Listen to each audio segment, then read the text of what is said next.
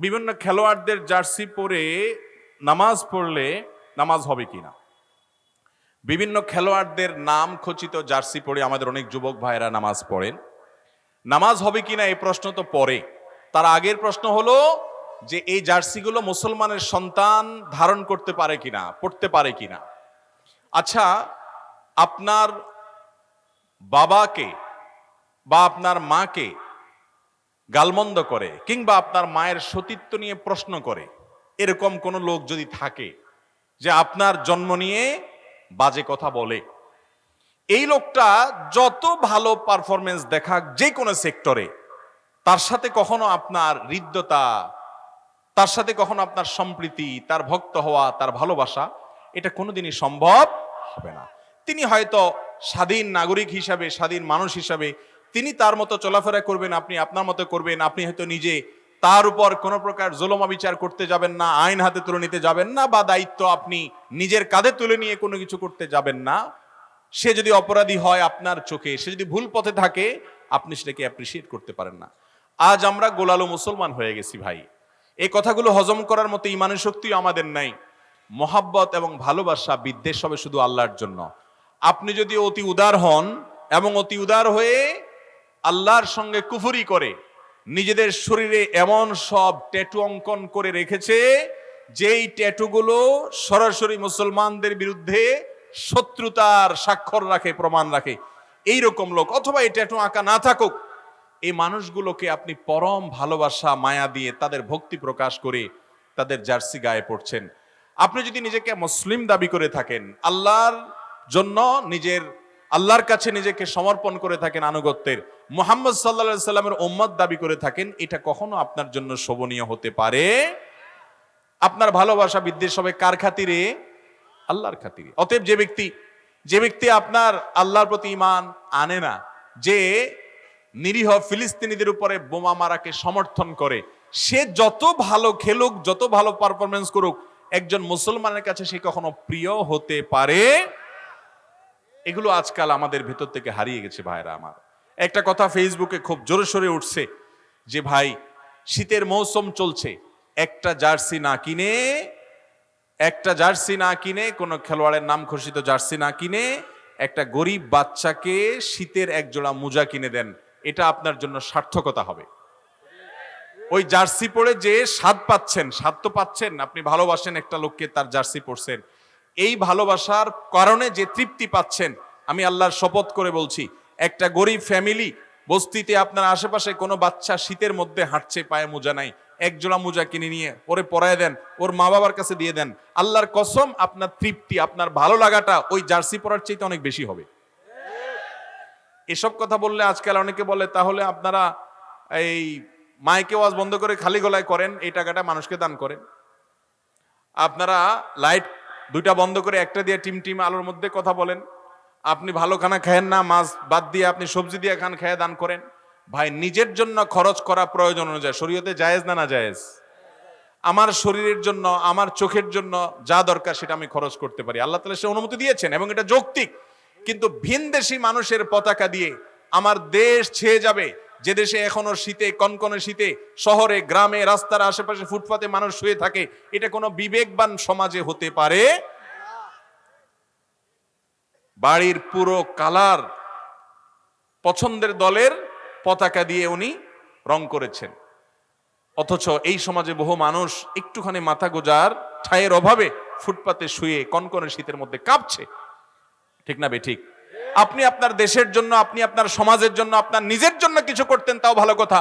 কোথাকার কোন কাফের মুশরিকের জন্য, কোথাকার কোন ভিনদেশী মানুষের জন্য আপনার এই মায়া মমতা?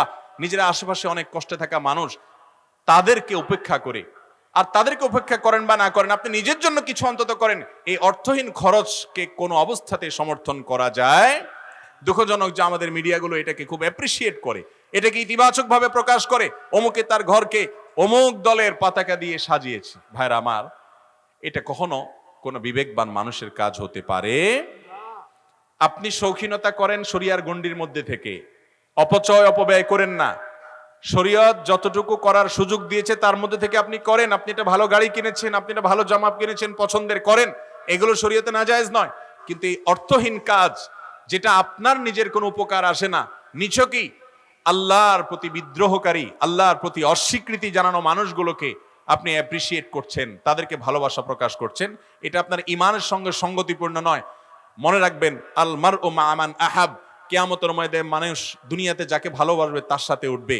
আপনি যে খেলোয়াড়ের সাথে কিয়ামতের ময়দানে উঠতে চান, তার জার্সি কেন, তার আরো কিছু থাকলে সেটাও পড়েন। আপনি কিয়ামতের ময়দানে কার সাথে উঠতে চান? মুহাম্মদ সাল্লাল্লাহু আলাইহি সাল্লামের সাথে না এদের সাথে? তো মুহাম্মদ সাল্লাল্লাহু আলাইহি সাল্লামের কয়জন সাহাবীর নামে নিজের ছেলের নামকরণ করেছেন? কয়জন সাহাবীর নামে নিজের পরিবারের সদস্যদের নাম করেছেন?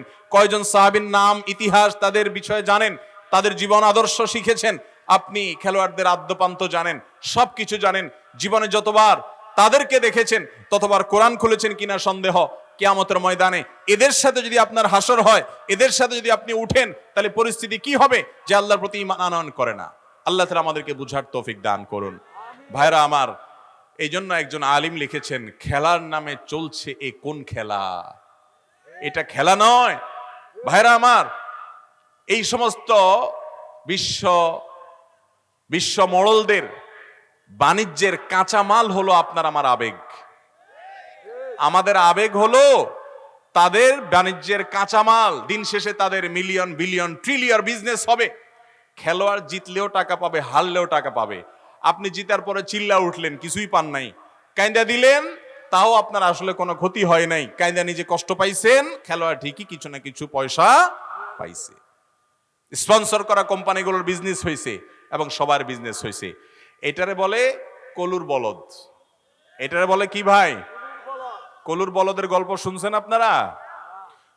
কলু হলো এক ব্যক্তির নাম, তার একটা বলদ আছে। এই বলদ এটারে দিয়া ঘানি টানে, ঘানি। তো ঘানি টানানোর জন্য ওর চোখ বেঁধে ফেলে ওকে তাড়া দিলে ও মনে করে যে আমি এই গোয়ালঘর থেকে বের হয়ে মুক্ত ময়দানে গিয়ে স্বাধীন হয়ে যাচ্ছি আমি বোধহয়। এই জন্য সে দৌড়াইতে থাকে। ওই স্বপ্ন দেখে সে দৌড়াইতে থাকে, আর যে কলু বলদের মালিক সে তারে পিটাইতে থাকে আর হইট হইট করে। সে মনে করে আমি যাচ্ছি, কত মাইল যেন চলে গেছি। এই ফাঁকে তারে দিয়া তাড়ায়া কলু কি করে, ওই যে ঘানিতে যে আপনার সরিষাগুলো দিছে, সরিষা থেকে তেল হচ্ছে, ফোটায় ফোটায় তেল পড়তেছে আর তার পয়সা হচ্ছে। এই বলদের কাজ করানো শেষ, ঘানির সকল সরিষা ভাঙা শেষ। দিন শেষে দেখা যায় অনেকগুলো তেল হয়, বিক্রি করে কলমিয়া পয়সা পকেটে নিয়ে হাসতে হাসতে বাড়ি চলে যায়। আর বলদের চোখটা খুলে দিলে বলদ দেখে, কই যে জায়গায় ছিলাম ওখানেই তো দাঁড়ায় আছে। তাহলে ঘানি টানলো বলদে, আর সরিষা বেচে টাকা পাইছে কে? কলু। যারা মোবাইলে গেমস খেলেন, হ্যাঁ, আজকাল অনেক গেমস বাইরে হয়েছে না, আপনি খেলতেছেন, ওই অ্যাপ আলা বসে টাকা পাচ্ছে। আপনি এঙ্গেজ হচ্ছেন, সে টাকা পাচ্ছে। আপনি খেলা দেখে চিল্লা উঠছেন, ওই বিশ্ব বাণিজ্যের মোড়লদের তাদের বিজনেস হচ্ছে দিন শেষে crore crore billion billion trillion trillion টাকার বিজনেস হচ্ছে। আর আপনি লাফাচ্ছেন হুদাই, নিজের খায়া যায় চিল্লালেন, আবার বাসায় আসলেন, কি লাভ হলো? আপনি নিজে একটু দৌড়াদৌড়ি করে খেলান, জুয়া এবং হারাম বিষয় ছাড়া নিজের শারীরিক কসরতের জন্য ফুটবল খেলেন, সতর ঢেকে সুন্দর করে শরিয়া মেনে আপনার শরীরের ব্যায়াম হবে। আপনার উদ্দেশ্য যদি ভালো হয়, সওয়াবও হতে পারে, এটা আপনার জন্য জায়েজ।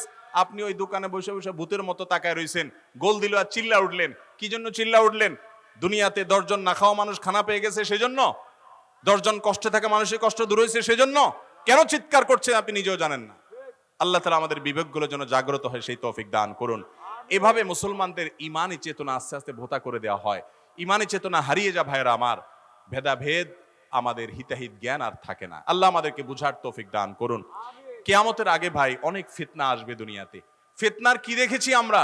আমাদের সন্তানরা, পরের জেনারেশন আরো ভয়াবহ ফিতনার মুখোমুখি হবে। এইসব কথা এখন আর চলে না মার্কেটে।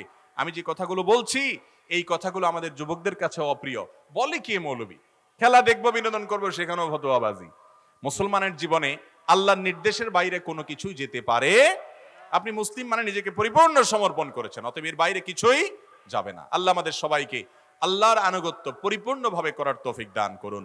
সফল ইমানদারদের বৈশিষ্ট্য আল্লাহ তাআলা বলতে গিয়ে 18 নম্বর পারার প্রথম সূরা মুমিনুনের ভিতরে কয়েকটা বৈশিষ্ট্য বলেছেন। এই গুণগুলো যাদের মধ্যে থাকবে, এরা শুধু জান্নাতের মালিক হবে না, আল্লাহ তাআলা দলিল দিয়ে দিচ্ছেন, উলাইকা হুমুল ওয়ারিসুন আল্লাযীনা ইয়ারিসুনাল ফিরদাউসা হুম ফিহা খালিদুন।